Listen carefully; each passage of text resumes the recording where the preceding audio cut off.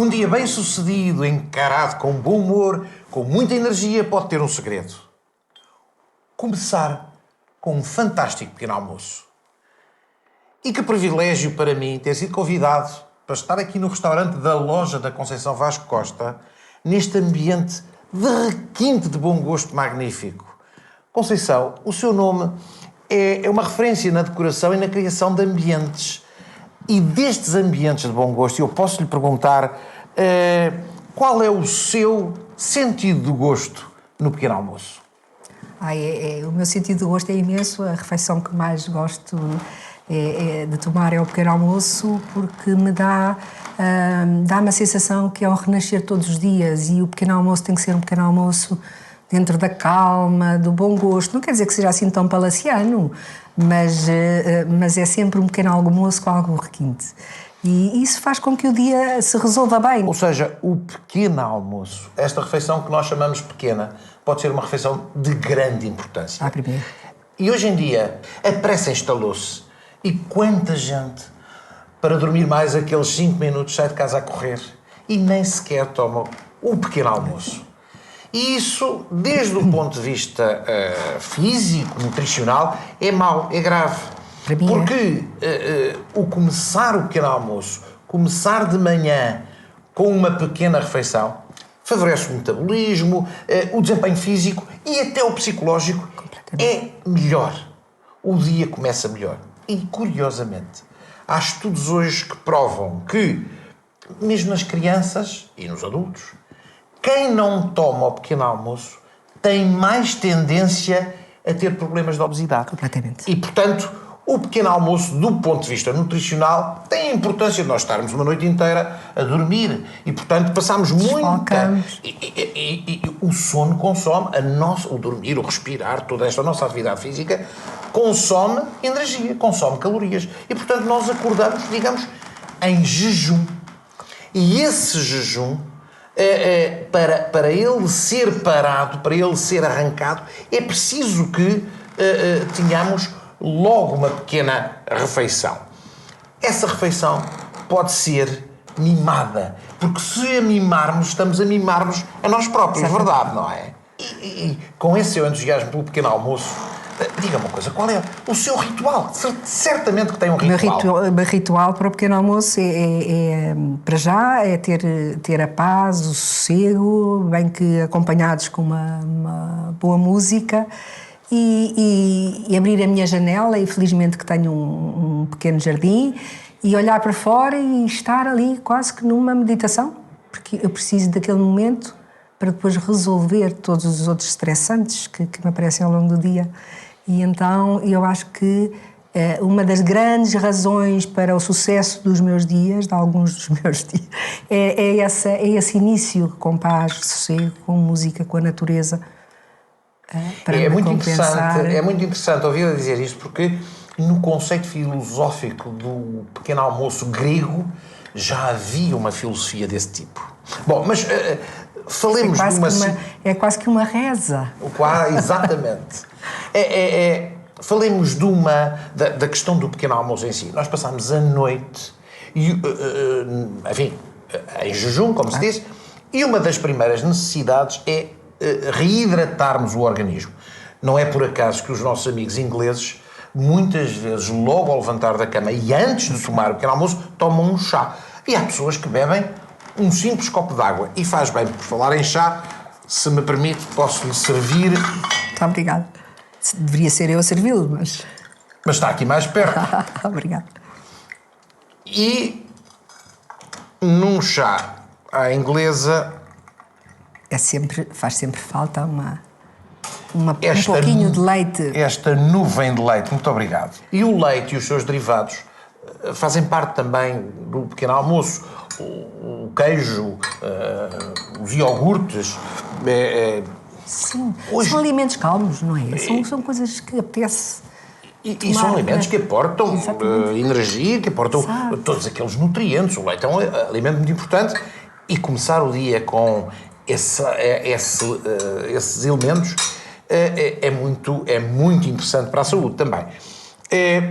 Por falar em iogurtes, É um hábito, criou-se um hábito, hoje toda a gente come iogurtes. Mas por uma questão, lá estamos nós, da pressa, de ser prático e tal, eu tenho aqui... É complicado essa pressa. Um iogurte vulgar, mas é um iogurte de morango. E vou sugerir esta situação. Eu tenho aqui morangos que desfiz com um garfo e tenho aqui um iogurte natural. Um simples iogurte natural. E, se me permite, vou-lhe fazer um desafio. Que vou misturar aqui estes morangos desfeitos e gostaria que, enfim, me fizesse o favor de poder provar um e outro e depois dar-me a sua opinião. Eu quase que lhe dava, já, mas só faço o que me mandam. Este não me apetece largar. E agora... Maravilha. E agora este? Este Para não está comparar. tão possível, mas vai. Vou Para experimentar. comparar, experimente e agora é que vai... Qual é a Pois é. diferença que nota? Pois é, eu comi 2 colheres deste de uma. Nós fazemos isto muitas vezes com as crianças nas escolas para provar a evidência que damos um iogurte, enfim, de uma fruta que já está feito e depois misturamos num iogurte natural essa fruta. E a diferença é tão significativa. Eu não gostaria e de não fazer. custa nada. Não. É tão simples. Não, e incute na criança exatamente essa... E vai-nos chamar a atenção para o outro elemento muito importante no pequeno almoço, que é a fruta. Por exemplo, há quem aconselhe levantar... Quando se hidrata com o chá logo de manhã, comer uma peça de fruta. Depois a pessoa vai fazer a sua higiene, e a seguir toma o seu pequeno almoço. Mas essa fruta que já comeu foi, como demora um bocadinho mais a digerir, tem todas as vantagens de reacordar o estômago de uma forma tão serena e tão agradável. Por outro lado, há quem tome no pequeno almoço proteínas, como sejam os ovos, salsichas, bacon. Sim. Bom, são os nossos amigos ingleses que têm esse pequeno almoço. E normalmente todos os povos do norte da Europa que têm pequenos almoços, isso vem historicamente, é assim. Bom, conto-lhe uma história curiosa. O Somerset Maugham, um grande escritor, dizia, hoje isso já não é verdade, mas no seu tempo ele dizia que a única forma de comer bem em Inglaterra era tomar 3 pequenos almoços por dia a cada refeição. Porque O resto já não, de facto, o resto hoje não é assim. Temos que ensinar as nossas crianças a comer fruta ao pequeno almoço. E para isso podemos cativá-los com coisas diferentes. Que tal, por exemplo, falar numa sanduíche de maçã? Comer uma peça de fruta é sempre uma boa forma de começar um pequeno almoço. E se a fruta fresca é uma opção prática e saudável, também é verdade que existem outras preparações que podem ser muito saborosas e divertidas, como, por exemplo, colocar bananas tão simplesmente como isto num tabuleiro de ir ao forno e colocá-lo no forno com o forno a 220 graus. Ao fim de meia hora, abrem-se as bananas e ajeita-se a polpa de maneira a poder receber um muesli, por exemplo, ou outro cereal a seu gosto. Termina-se com um pouco de iogurte, que pode ser magro, ou pode ser de fruta, ou mesmo um iogurte natural. E aqui está, como de uma forma tão simples, podemos apresentar um prato tão saboroso. Outro elemento fundamental e sempre presente no pequeno almoço são as compotas. Claro que hoje em dia há uma grande variedade de compotas no mercado, mas dá tanto prazer fazer a nossa própria compota em casa, poder aspirar aqueles aromas tão interessantes e, sobretudo, se não se tiver que passar horas e horas na cozinha. Como é que isto se pode fazer? Uma compota de peras, por exemplo, cortam-se as peras aos quartos, colocam-se numa tigela que possa ir ao micro-ondas. Adiciona-se apenas uma colher de açúcar, um pau de canela, algumas raspas de laranja, e nada mais que uma colher de sopa de água. Coloca-se no micro-ondas durante 10 minutos à potência máxima. A seguir, retiram-se os quartos de pera e colocam-se num passe-vite. Mas aproveita-se o líquido que subjou na tigela e que se volta a levar ao micro-ondas para fazer uma espécie de um caramelo. Bom, temos os ingredientes. Temos a nossa compota já formada e o caramelo que adicionamos a esta nossa compota que está formada. E só nos resta envolver e podemos utilizar de imediato ou guardar em frascos e, se quisermos, até congelar. Temos assim várias possibilidades de fazer compotas muito rapidamente, muito saborosas, muito práticas e que vão deliciar o nosso pequeno almoço. E para terminar, uma sugestão para aliciar as crianças a comer fruta, mesmo ao pequeno almoço. O que é que as crianças gostam mais? E por que não dar-lhes uma sanduíche de fruta? Alegre, colorida, apetitosa, suculenta. É assim. Cortamos a fruta em tranchas, colocamos sobre a fruta uma fatia de queijo que podemos variar. E podemos variar de frutas. Isto é uma maçã, isto é um pouco de camembert, mas podemos utilizar queijo da ilha, queijo de cabra, e podemos utilizar pera ou ananás. Depois é só colocar um pouco de doce, neste caso doce de framboesa, e também se pode variar de doces, de chila, doces de maçã também. Colocamos a outra peça de maneira a servir assim como uma sanduíche. E vou gostar de saber o que é que a Conceição Vasco Costa vai achar desta sanduíche tão inesperada. Conceição, aqui tem o exemplo de uma pseudo-sanduíche. Que maravilha! Está a ver De maçã. como é que realmente a imaginação... Isto deve ser uma coisa deliciosa. E prove. Uma sanduíche Ai, à meu séria. Deus. E está a ver, é desta forma que, de Coisa facto, ótima. nós podemos... Gosta. É uma variação, porque o pão e enfim, o que nós chamamos de hidratos de carbono são muito importantes, também é um elemento muito importante no pequeno almoço, as tostas, os cereais, temos todos aqui, estamos rodeados, olha, eu aqui.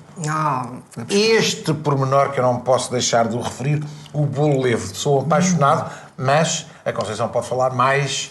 Eu posso. Sobre este fantástico... Isso lembra-me os pequenos almoços dos Açores, que são, para mim, assim, uma memória fantástica de pequenos almoços, com as crianças, com tudo à espera das coisas frescas. E lá vinha o bolo levo de quentinho, acabado de fazer, com muita manteiga.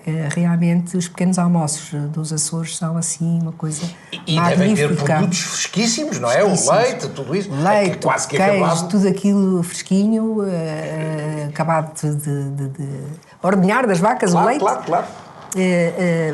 Com pequenas coisas fazíamos pequenos almoços fantásticos e de uma qualidade extrema. E normalmente os produtos vinham da própria casa ou alguém os vinha A casa é uma casa junto à praia e tem uma horta, quase todas as casas têm, e havia um senhor que nos trazia no burro todas essas coisas fresquinhas, porque a casa não tinha eletricidade, não tinha frigoríficos, não tinha nada. Portanto, é uma memória fabulosa. Este bolo é um requinte. Curiosamente, é no fim do século XIX que há um senhor que toda a gente hoje conhece, um médico, que nos Estados Unidos, preocupado com os seus doentes para fazerem boas digestões logo no pequeno almoço do pão e dos cereais, enfim, que comiam. E esse senhor inventou, pode dizer-se, uma forma de trabalhar os cereais. Ele partia-os, depois cozia-os em vapor, depois passava-os pelo forno com mel e deu os famosíssimos cornflakes, que hoje, enfim, acompanham-nos em todos os pequenos almoços. Foi o Dr. Kellogg que fez isso. Mais tarde, na Suíça, criaram-se os mueslis, e isso porque se juntavam as frutas, como faziam os camponeses, Exatamente. que nos seus pequenos almoços de manhã juntavam as bagas que iam apanhar ao campo. E, portanto, nós temos aqui, no pequeno almoço, a importância dos hidratos de carbono, do pão, das tostas, dos cereais, tudo isto. O leite e os seus derivados, o iogurte, o queijo, tudo isso também. A fruta, e digamos a tal bebida, que hoje é café, é chá, e pode ser um sumo ou um copo de água, é tudo importante para ter um pequeno almoço saudável. Mas falou-me há bocado no seu ritual. E o ritual do pequeno almoço, voltando a essa ideia, na Grécia, como tínhamos falado, os gregos, veja lá, chamavam ao pequeno almoço o acratismos, ou acratismos lá, como eles diziam, não sei. E essa palavra deriva de acrato, que quer dizer puro, sem mistura. E o que é que era puro e sem mistura?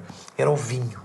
Eles começavam a refeição da manhã pela única vez durante o dia em que bebiam vinho puro, porque a partir daí o vinho era sempre bebido com água e, portanto, cortado, como eles diziam, metade água, metade vinho, mais ou menos. Bom, portanto, o que acontece é que, desde os gregos, depois dos romanos, que enriquecem um pouco o pequeno almoço, até aos gauleses, que naquela altura, os gauleses, enfim, aqueles homens, os antecedentes dos Asterix e dos Obelix, bebiam o hidromel, aquela bebida de mel, normalmente num crânio de touro, enfim, para lhes dar força.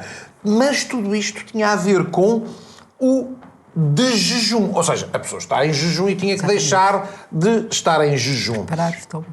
E veja que todos os nomes que nós dizemos pequeno almoço, enfim, mas em espanhol é desayuno. Déjeuner em francês. Breakfast, quebrar o jejum, em inglês. Tudo isto tem a ver com essa ideia de quebrar o jejum. Bom, e para quebrar o jejum, eu julgo que também nos Açores passava assim, o almoço, que era o que se chamava o déjeuner, almoço, o almoço era tomado muito cedo. Logo de manhã, quando se vão ordenhar as vacas, quando começa o dia, para as pessoas que lidam com a terra e com os animais? Eu, por exemplo, uma coisa que me fazia confusão quando ia passar as férias ali para onde é hoje, a Quinta do Monte Douro, fazia muita confusão, eu citadino, enfim, sim. ver que as pessoas tomavam o almoço às 9 ou 10 da manhã e depois o jantar era à 1 da tarde ou às 2. Enfim, eu, menino da cidade, jantava e aquilo, e eles depois tinham a ceia. De facto, os camponeses que viviam com o relógio sol, tinham o sol como relógio, faziam as refeições deste tipo. Aqui na Europa toda. E quem é que quebrou esta ideia? Bem, veja lá que foi Luís XIV, o Rei Sol. O Rei Sol tinha aquelas grandes ceias, deitava-se muito tarde e tal. E depois, levantar-se cedo, está quieto. E então levantava-se ao meio-dia ou à 1 da tarde e nessa altura tomava o seu almoço e empurrou as refeições todas. Portanto, em vez de tomar o almoço às 9 horas, como eles diziam na altura, empurrou para o meio-dia, depois o jantar empurrou para as 5 ou 6 da tarde e a partir daí há toda um empurrar e um distorcer. E com a Europa, com o mundo moderno. Mas é curioso que é com Luís XIV que o café é introduzido na corte de Paris pelo embaixador do sultão turco. E, portanto, começa-se a beber café a partir daí. Mas há uma coisa curiosa. Foi quando os turcos atacaram Viena e depois os austríacos ganharam essa guerra e os turcos foram embora, houve um homem que, veja lá, para comemorar este facto, lembrou-se de fazer isto. Um croissant, como nós dizemos, e croissant é um quarto crescente. Isto representa aquela luazinha da bandeira dos turcos. E ele, para se vingar disso, fez. Eles comiam um quarto crescente e também inventou o café creme. Portanto, o pôr as natas no café. Mas o pequeno almoço tem essa característica. Como é feito normalmente de alimentos que são mais simples, mais fáceis de preparar, porque há sempre uma pressazinha, não é? A pessoa cortou ao sono para se levantar e para... Portanto, é possível conciliar estas duas coisas. Se nós quisermos ter um pequeno almoço que, do ponto de vista gastronómico, tem que ter prazer. É esse o nosso compromisso. É ter prazer às refeições. Sim. E, portanto, mas muitas vezes até apetece tomar um pequeno almoço na cama, mas não apetece levantar um de nós e estar a prepará-lo durante muito tempo. Bom, o desafio agora vai ser preparar pequenas pratos e coisinhas para o pequeno almoço, mas tudo em quase microsegundos. Todos os apaixonados gostam de tomar o pequeno almoço na cama. Mas se for um pequeno almoço mais elaborado, com ovos estrelados... Pois é, mas o tempo que se perde e a louça que se suja... Como seria bom se nós tivéssemos um método para fazer ovos estrelados com bacon em 2 minutos. E por que não? As tiras de bacon colocam-se entre folhas de papel de cozinha e, depois de postas num prato, e vai ao micro-ondas 15 segundos de cada lado. Depois, também num prato, separa-se a clara da gema e põe-se a clara nesse prato com um pouco de sal. Leva-se ao micro-ondas na potência máxima apenas 50 segundos. Retira-se, coloca-se delicadamente a gema no meio da clara, leva-se novamente ao micro-ondas apenas 15 segundos para aquecer a gema. E temos assim, num tempo tão curto, um extraordinário prato de ovos estrelados com bacon. Não é por isso que não pode tomar o pequeno almoço da cama.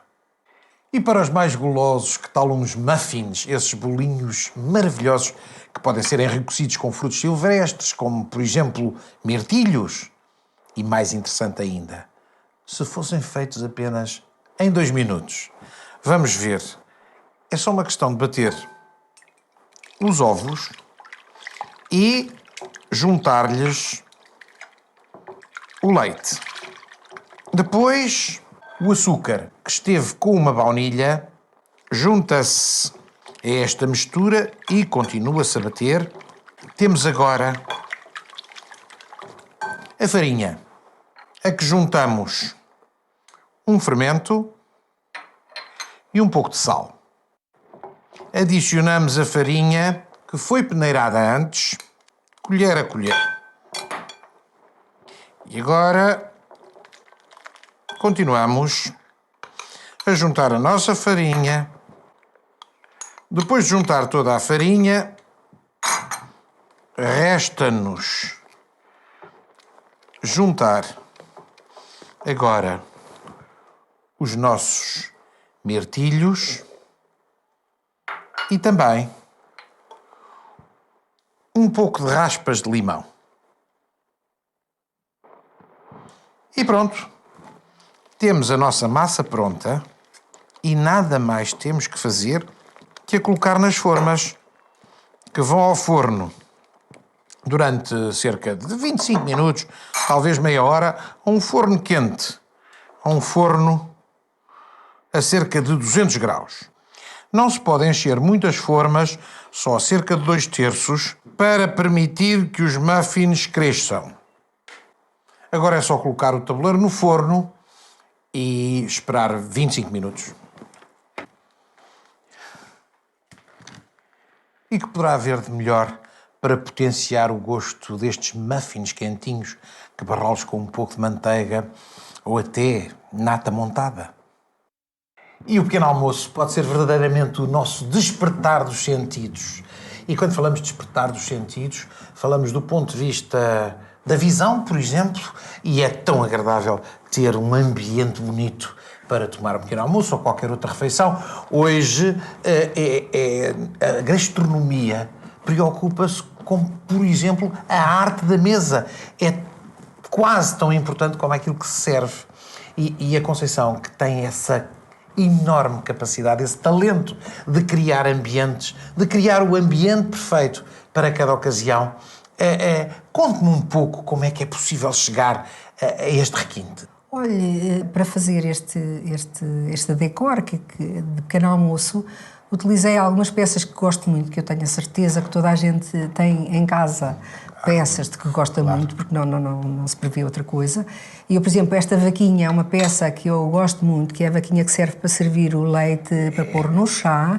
Normalmente eu trago para a cena todas as peças que gosto e que irão fazer falta naquilo que vou expor, não é?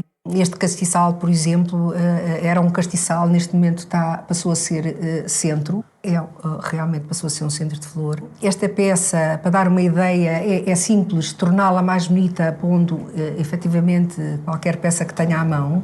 Não é preciso puxarmos muito pela cabeça, é preciso todo este trabalho que já está para trás feito e que desde pequenina tem vindo a ser feito, esta ginástica visual que me permite chegar hoje e fazer isto facilmente, como lhes digo.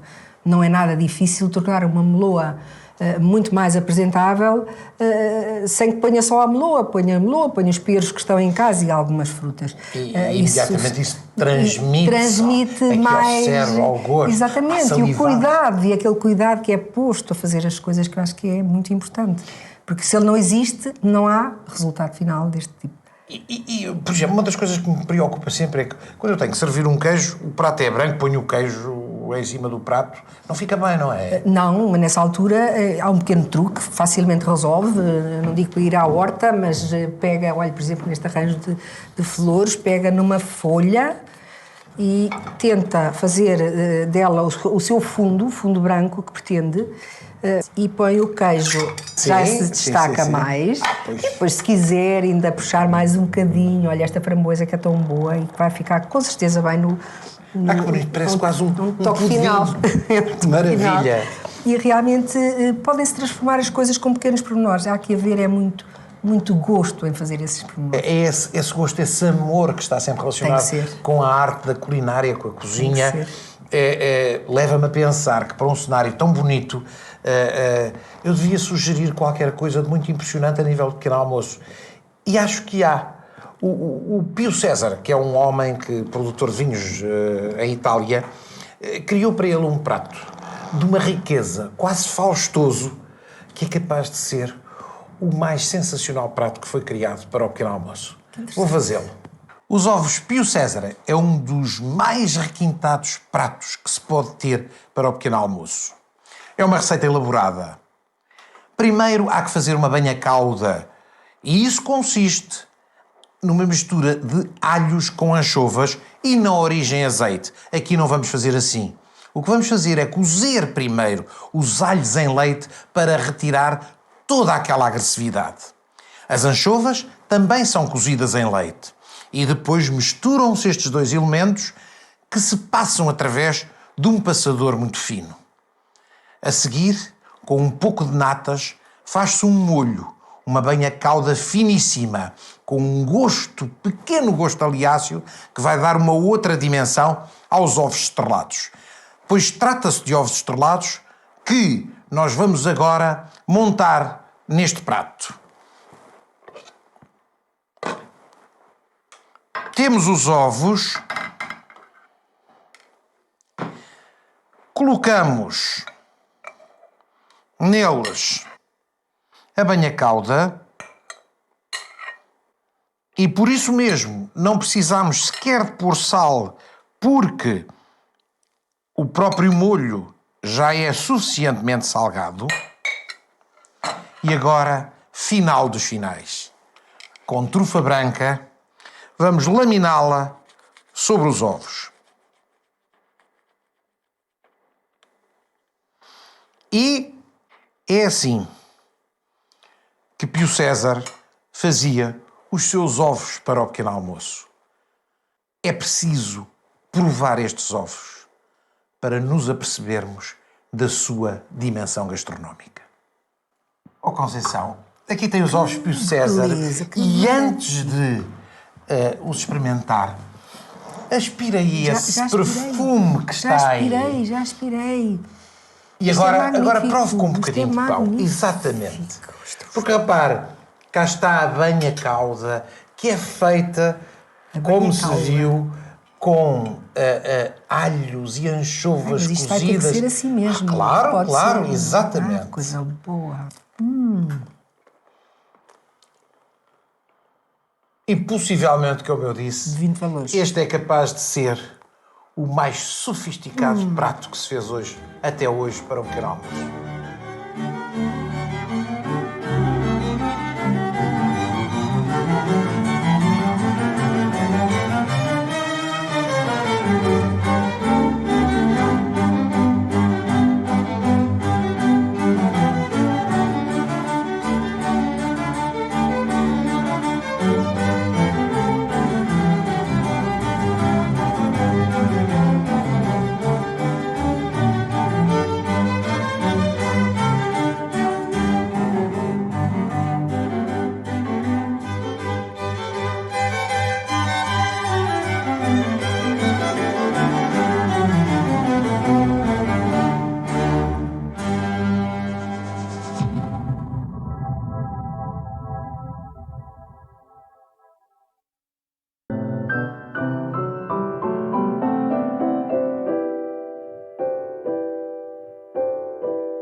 Muito obrigado por nos receber aqui na Fundação Mário Soares. Nada, O senhor é um grande estadista e houve um outro grande estadista, o presidente Charles de Gaulle, que um dia disse que um país como a França, que produzia 265 tipos de queijo diferente, era ingovernável. Acha isto politicamente correto? Acho, primeiro tem graça.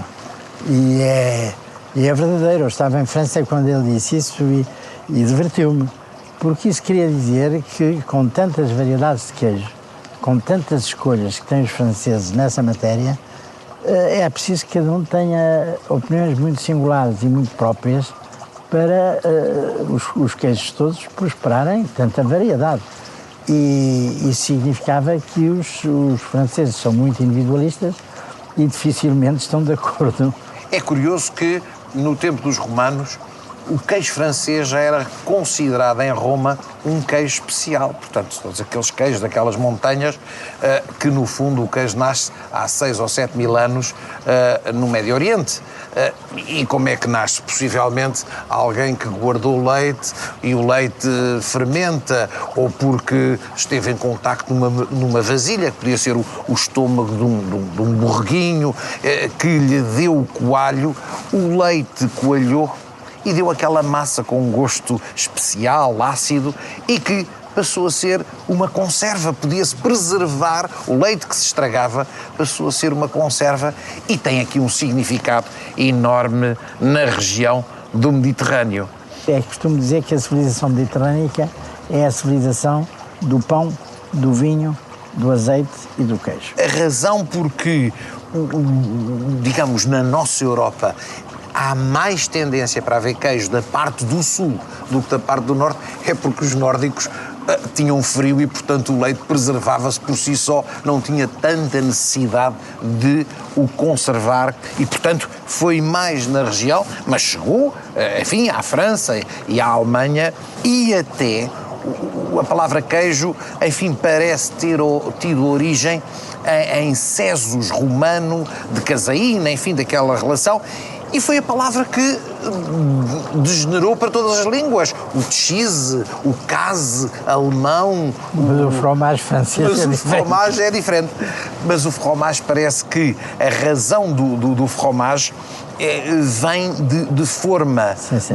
E, portanto, da forma, fromage, da forma onde se fazia o queijo. E então vem o... Mas os franceses têm a pretensão, e eu acho que isso é uma pretensão, mas têm a pretensão de ter o melhor queijo do mundo.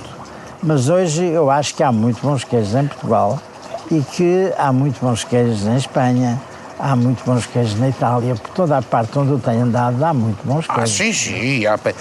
Uma característica do queijo que me parece que é muito importante é que, sendo o queijo a proteína disponível para as populações pobres que atravessaram a história, a Idade Média, foi ele o responsável, com algum pão e alguns legumes que tinham nas suas hortas, pela alimentação que nos trouxe até aos nossos dias. Sim, isso não há dúvida. Esta relação do queijo que só se começa a desenvolver desse estado de família, de cada um produzir o seu queijo, no século XIX e sobretudo com a guerra, com a Grande Guerra, a indústria faz queijo para suprir os soldados, enfim, porque é uma conserva, podia conservar.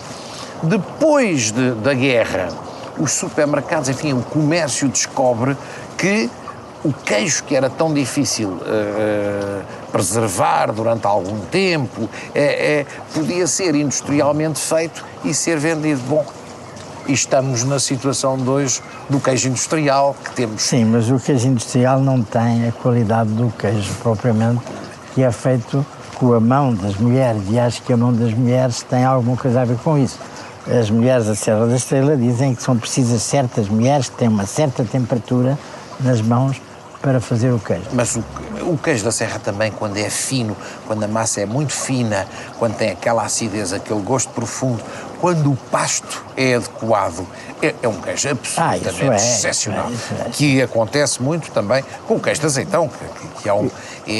O queijo de azeitão, o que é pouca quantidade. Pois, naturalmente, felizmente que é pouco, se fosse muito, pouco, não tinha essa qualidade. O queijo é um alimento tão rico do ponto de vista da variedade, do sabor, das texturas, que proporciona por si só um grande prazer. No entanto, podemos acrescentar-lhe um pequeno valor gastronómico, com detalhes de sumenos. Veja-se, por exemplo, se eu pegar num queijo de azeitão